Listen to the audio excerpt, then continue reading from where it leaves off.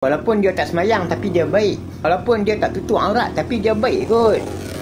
Janganlah menghukum seseorang tu walaupun dia pakai seksi tapi dia baik.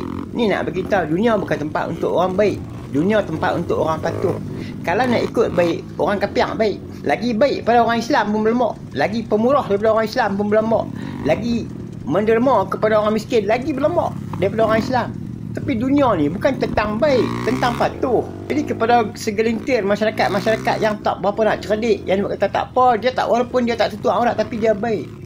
Dunia ni bukan tentang siapa baik, tapi tentang siapa patuh. Kalau nak ikut baik, Abu Talib lagi baik. Pelihara Nabi. Umur 8 tahun sampai lah dia menghembuskan nafas yang terakhir. Tapi tetap tempat dalam neraka. Sebab apa? Sebab bukan tentang baik, tentang patuh. Kerana dia tak beriman, kerana dia tak patuh, maka tempat dia bukan dalam syurga. Berhentilah bercakap benar yang tak tahu.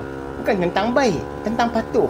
Baik tu bukan alasan untuk dia nak buat benda yang Allah Ta'ala tak bagi. Baik tu bukan alasan untuk dia nak tayang aurat, tunjuk dekat orang di media sosial. Baik tu bukan alasan untuk dia berpakaian seksi. Dan segelintir masyarakat yang menghujat tak apa, yang penting dia baik. Bukan baik.